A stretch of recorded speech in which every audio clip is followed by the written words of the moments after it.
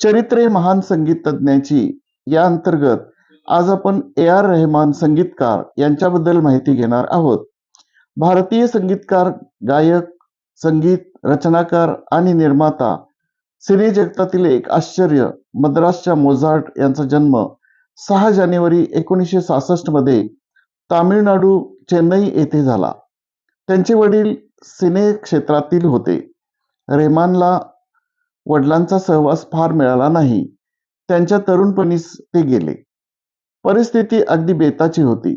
पैसे मिळवण्यासाठी घरात असलेली संगीताची सर्व साधने भाड्याने देऊन जगण्याचा मार्ग शोधला. त्यांच्या आईने म्हणजे कस्तुरीने त्याला मोठे केले.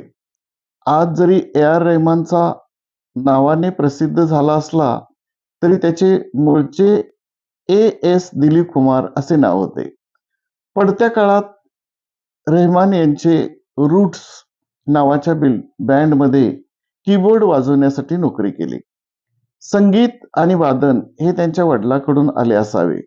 रेहमान हे सर्व कीबोर्ड, पियानो, सिंथेसायझर आणि हार्मोनियम ही सर्व वाद्ये अगदी सफाईने वाजवत असत. सिंथेसायझर बद्दलचे त्यांचे औत्सुक्य लक्ष वेधून घेणारे होते. त्यांच्या मते संगीत आणि तंत्रज्ञान या दोन्हींचे उत्तम एकत्रीकरण म्हणजे सिंथेसायझर होय आणि हा संयोग अनोखा आहे असे त्यांना वाटत असे.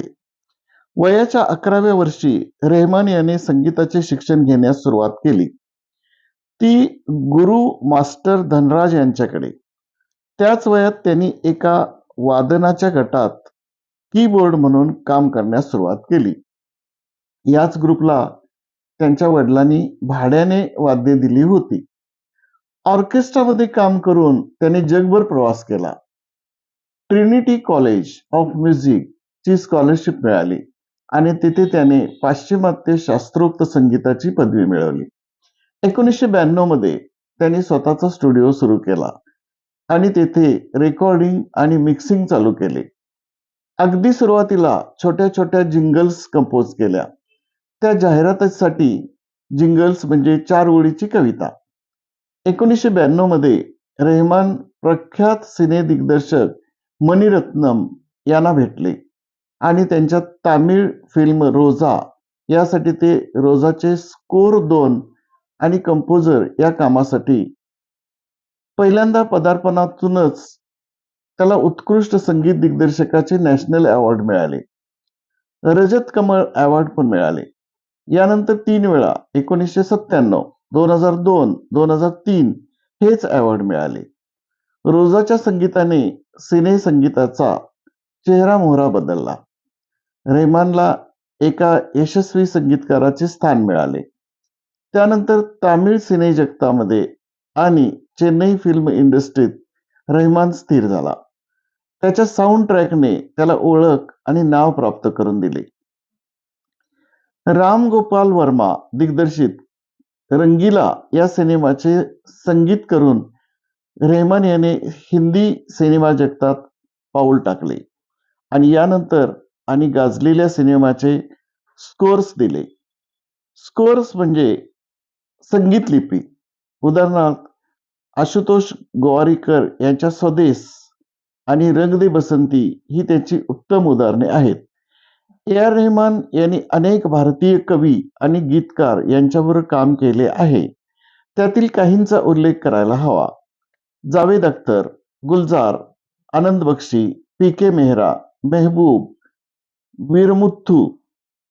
ए.आर. रेहमान यांनी काही सिनेमे दिग्दर्शकांच्या बरोबर एकत्र येऊन काम केले आणि त्यांच्या साऊंड ट्रॅकने त्या सिनेमांना यशस्वीतेकडे नेण्याचे मोलाचे सहकार्य केले हे नाकारता येत नाही.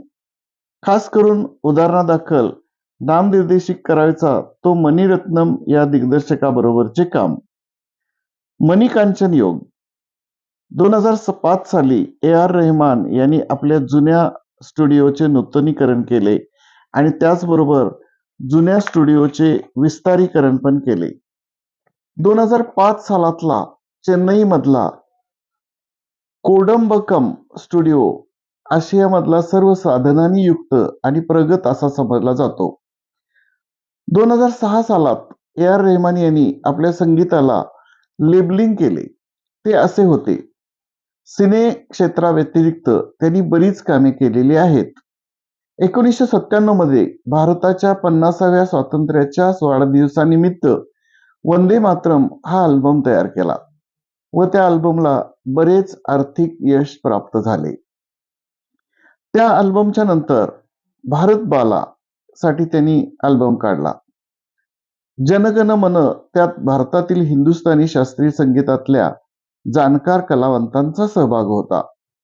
1999 मध्ये कोरिओग्राफर शोभना आणि प्रभुदेवा सुंदरम आणि तामिळ सिनेमा नृत्य गट यांच्यासह मायकल जॅक्सन बरोबर म्युनिक जर्मन दौरा केला.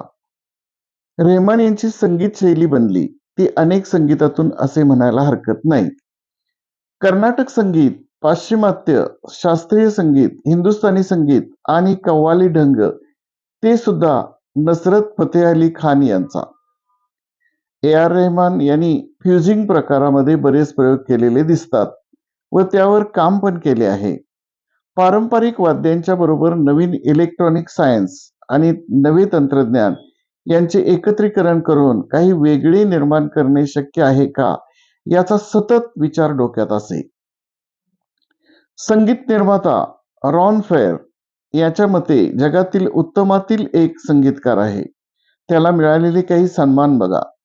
4 वेळा नॅशनल फिल्म अवॉर्ड, भारत सरकारचे पद्मश्री हा किताब, 6 वेळा तामिळनाडू राज्य पुरस्कार, 13 फिल्मफेअर अवॉर्ड दक्षिणेतले, 2006 मध्ये सेंटफोर्ड युनिव्हर्सिटी अवॉर्ड मिळाले ते जागतिक संगीतकार सहकारासाठी. 2009 मध्ये स्लम डॉग मिलेनियर या सिनेमासाठी ग्रॅमी अवॉर्डसाठी नामांकन. त्यांना काही पुरस्कार मिळाले. ऑस्कर पुरस्कार स्लम डॉग मिलेनियरसाठी, ग्रॅमी पुरस्कार जय हो गाण्यासाठी 2दा, गोल्डन ग्लोब पुरस्कार स्लम डॉग साठीचा आहे, बाफ्टा पुरस्कार, राष्ट्रीय चित्रपट पुरस्कार 4 चित्रपटांसाठी, फिल्मफेअर पुरस्कार 15 वेळा, फिल्मफेअर साऊथ पुरस्कार 13 वेळा, पद्मश्री पुरस्कार, मॉरिशस, मलेशिया, मध्य प्रदेश येथील पुरस्कार. हे सर्व पुरस्कार त्यांना मिळाले